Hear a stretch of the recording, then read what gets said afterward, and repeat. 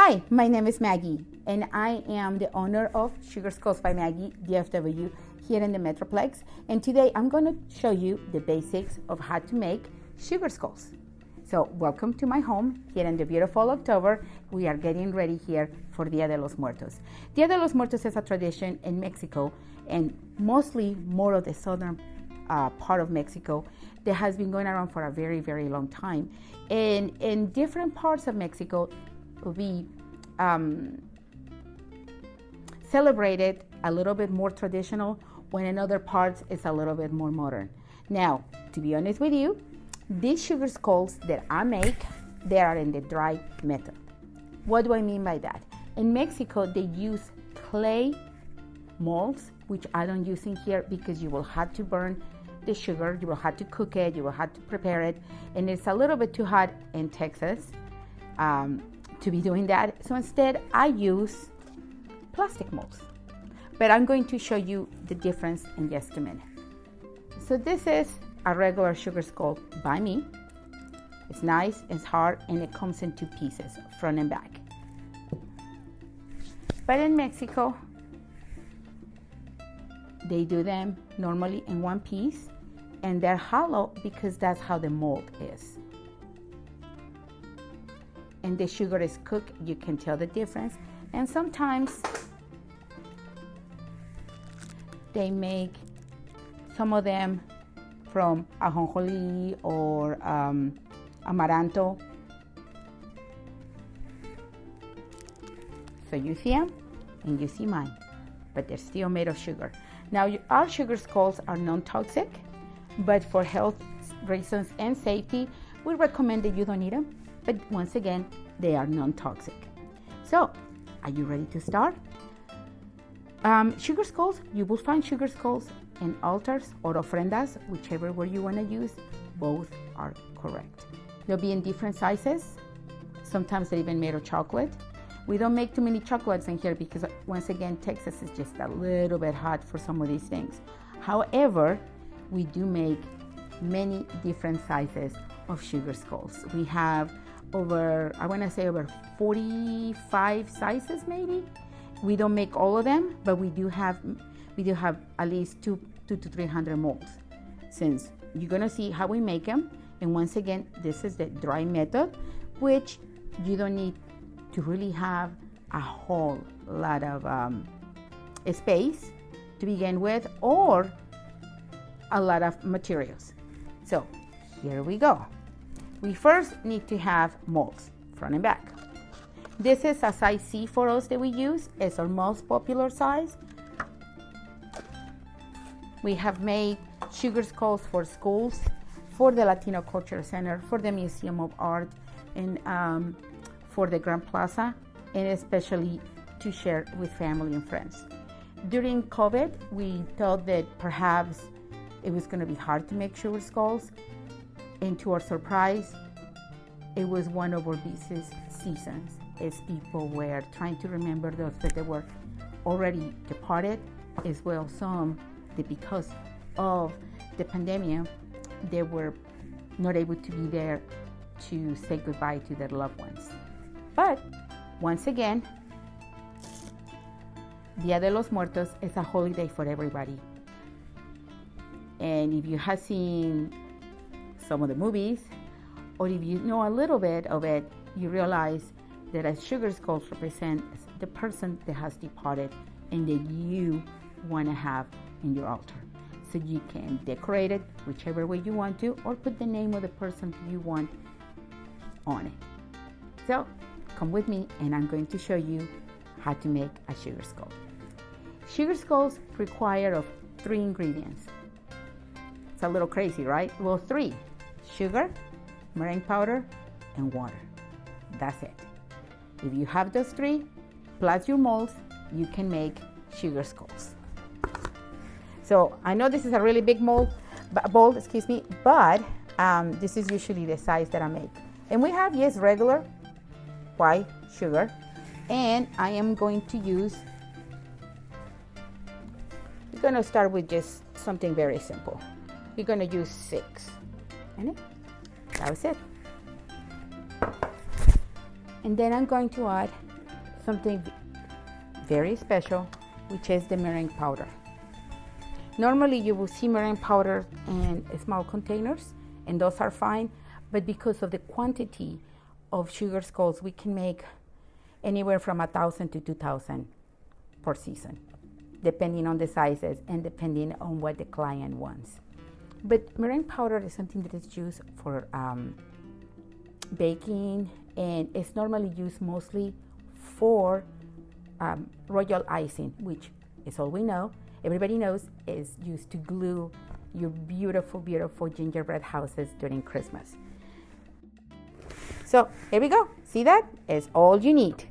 And what we're gonna do is, before we put anything else in it, we are gonna mix it really good to make sure that absolutely no clumps of royal icing, because once again, humidity does a nice number on both the sugar and the royal icing. And so I mix it with a wooden spoon.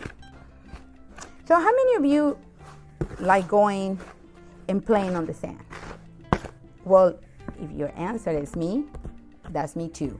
Because one of the things we're gonna be doing is when we put or add the water into our mixture, we are gonna be looking for a consistency of wet sand. The kind that just clumps in your hand and you can build sand castles out of, not the kind that is really wet and you throw at each other. So we're gonna make sure we do that. Purified water, and we add a little bit at a time, and we mix it again. Oh, almost ready. So see, it's almost clumpy. So we need to make it a little bit more wet. And if you don't want to put a whole lot of water, you saw what I did. I just used a little spray. This is the one I use for everything, and I usually have it put up so that way the kids don't mess with it. And now I'm just gonna mix it with my hand for a while.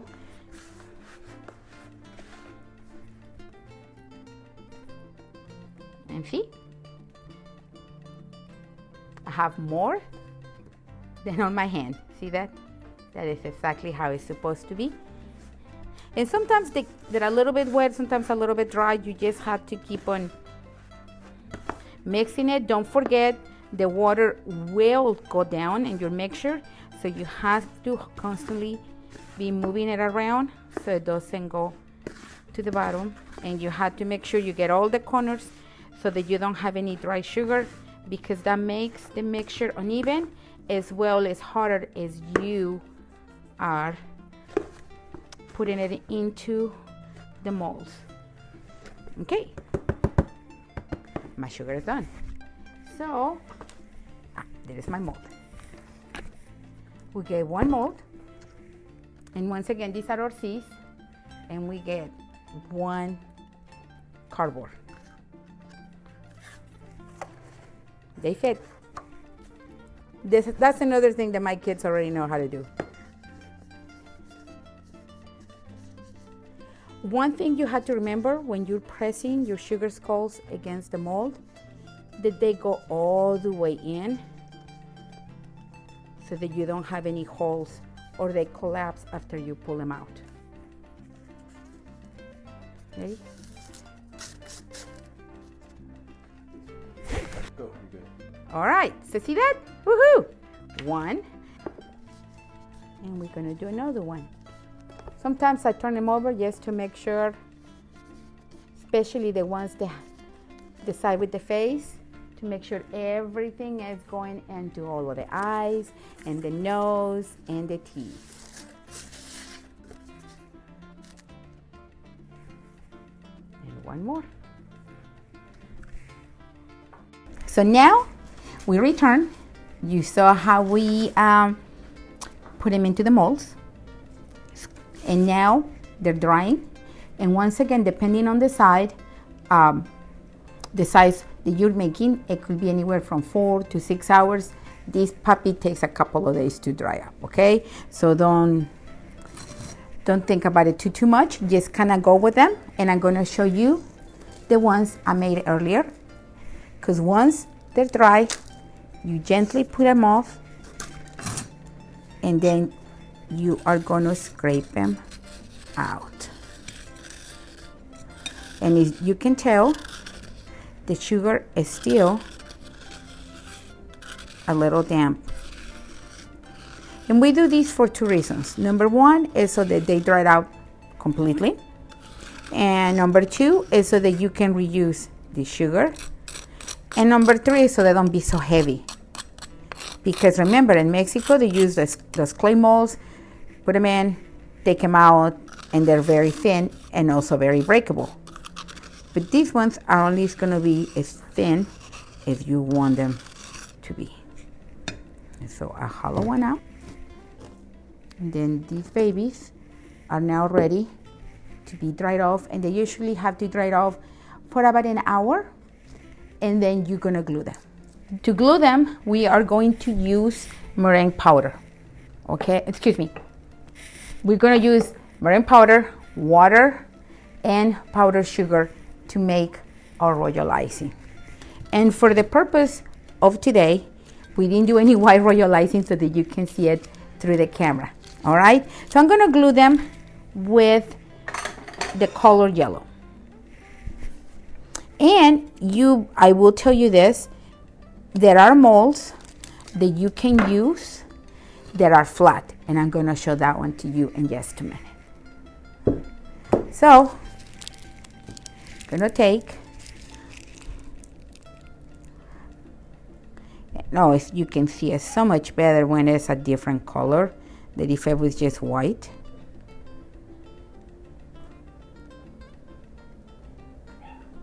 Do you have an idea what kind of things you can put in your ofrenda?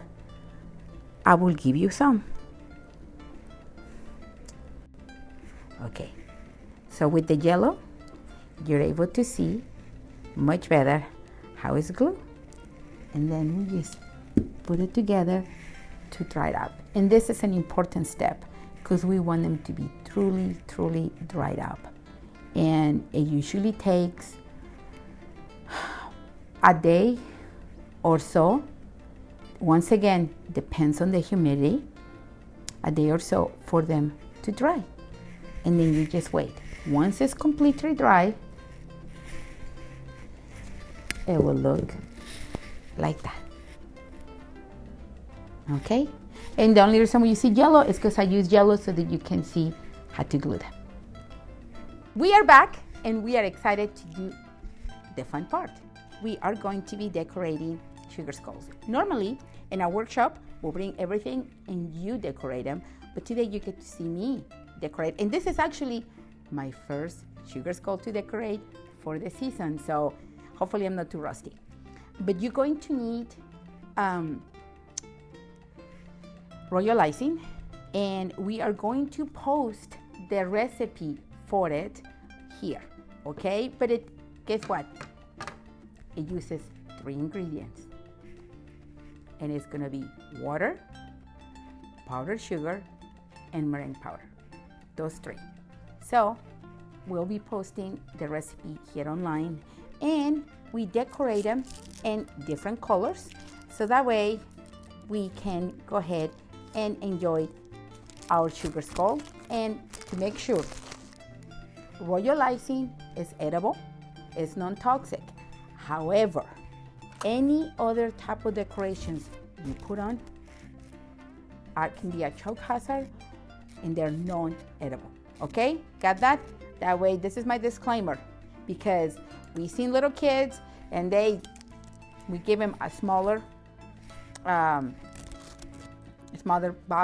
bag to decorate. Sometimes they suck on it and it's perfectly fine. It's non-toxic, it's edible, but the decorations are not. Okay, so you make sure you always remember that. And today, I'm going to decorate one of my favorite molds. This is a flat back, and what that means is it doesn't have a back and it lays flat. And already, so that I'm gonna turn it over, already scrape the inside. So it's nice and it's ready. And we are going to do a few things. Usually what I tell people is to start with the eyes, okay?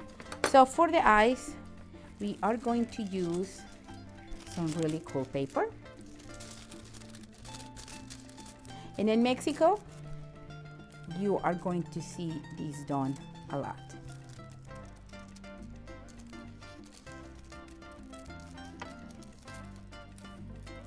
And if you double it, it is easier because that means that they are identical.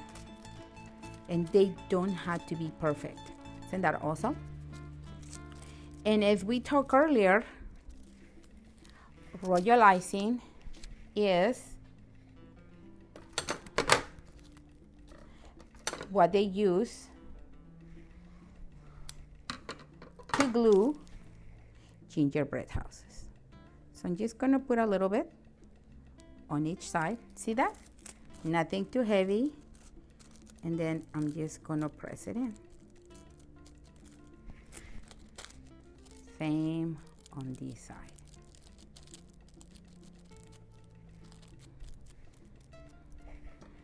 Gonna get another one. And do not be, once again, do not be discouraged. I've been doing this for a very long time. So just like on YouTube, that everybody looks at those videos and say, oh my gosh, that looks so easy. It might look that way, but like anything else, you just need a little bit of practice. And make sure your hands are clean, and make sure your hands are not too warm, because royal icing tends to run if they're too warm.